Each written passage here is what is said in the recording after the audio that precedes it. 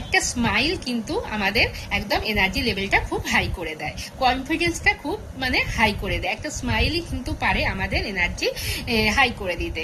But সেই স্মাইলের মধ্যে যদি দাঁত যদি ইয়ালো হয়ে যায় তাহলে কিন্তু কনফিডেন্স কিন্তু অনেকটাই লো হয়ে যায়। তো কাদের কাদের এরকম প্রবলেম আছে যে ইয়ালো দাঁতের সমস্যা, মানে দাঁত ইয়ালো হয়ে গেছে বা দাঁতের মধ্যে তোমাদের যে কোনো কালো কালো ছোপ বা পাথর জমে গেছে, এরকম কাদের কাদের সমস্যা আছে অবশ্যই কমেন্ট সেকশনে জানিয়ে যেও। তো আজকে শেয়ার করছি তোমাদেরকে সেরকমই একটা দারুণ রেমেডি, যেটা তোমাদের ইয়ালো দাঁতকে একদমই কিন্তু হোয়াইট এবং শাইনিং দাঁত একদম এনে দেবে। তো কি করবে, প্রথমেই নেবে তোমাদের রেগুলার বেস যেটা তোমরা ইউজ করো একদম টুথপেস্ট, সেই টুথপেস্ট তোমরা নেবে, তার সাথে অ্যাড করবে হলুদ, যেটা আমরা রান্না মানে তোমরা রান্নাতে যেটা ইউজ করো সেই হলুদ অ্যাড করবে। হলুদ কিন্তু ব্যাকটেরিয়া একদম কমাবে আমাদের দাঁতের, আর একদম ইয়ালো যে ভাবটা থাকে সেটা কিন্তু একদম ক্লিন করে হোয়াইট দাঁত তোমাদের কিন্তু একদম এনে দেবে। এর সাথে নেবে লেবুর রস, যেটা তোমাদের পাতি লেবুর রস, যেটা তোমাদের একদম দাঁতের মধ্যে একটা শাইনিং দেবে, দারুণ একটা শাইনিং দেবে। এর সাথে অ্যাড করবে আমরা নারকেল তেল। নারকেল তেলও কিন্তু আমাদের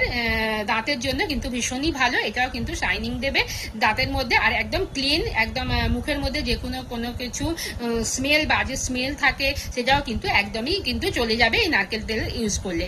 দিয়ে ভালো করে তোমরা কিন্তু এটাকে একটা পেস্ট বানাবে, আর দেবে এর সাথে তোমরা বেকিং সোডা। বেকিং সোডা আমাদের কিন্তু দাঁতের মধ্যে একদম নোংরা জমা যে নোংরাগুলো থাকে সেগুলো কিন্তু একদম ক্লিন করে সাফ করে দেবে।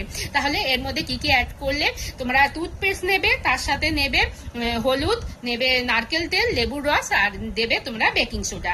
এগুলোকে ভালোভাবে মিশিয়ে তোমরা জেন্টালি ব্রাশ দিয়ে যেমন ব্রাশ করো সেরকমই ব্রাশ করবে উইকে 1 থেকে 2 দিন, ঠিক আছে? তো এইভাবে ইউজ করে দেখো, যদি তোমাদের এরকম কোনো সমস্যা হয়ে থাকে যে তোমাদের কোনো দাঁতের এরকম ইয়ালো, দাঁতগুলো ইয়ালো হয়ে গেছে আস্তে আস্তে, সেটা কিন্তু তোমাদের আস্তে আস্তে পুরো ক্লিন হয়ে হোয়াইট হয়ে যাবে। তো অবশ্যই এটা কিন্তু ট্রাই করতে পারো, দারুণ একটা রেমেডি। যাদের যাদের এই প্রবলেম আছে অবশ্যই এটা ট্রাই করে দেখো, উইকে 1 থেকে 2 দিন করবে, রেগুলার বেসিসে কিন্তু না। তারপরে তোমরা দেখো যে তোমাদের আস্তে আস্তে এই সমস্যা কিন্তু একদমই চলে গেছে। তো কেমন লাগলো ভিডিওটা অবশ্যই জানিও, আর যে যেখান থেকে দেখছো অবশ্যই ফলো এবং সাবস্ক্রাইব করে রাখো। তোমাদের কোনো স্কিন বা রিলেটেড বা হেয়ার রিলেটেড কোনো প্রবলেম থাকলে অবশ্যই কমেন্ট সেকশনে জানিয়ে দিও, তো আমি চেষ্টা করবো সেটা সলভ করার। তো আজকের মতন টাটা, সবাই খুব ভালো থেকো।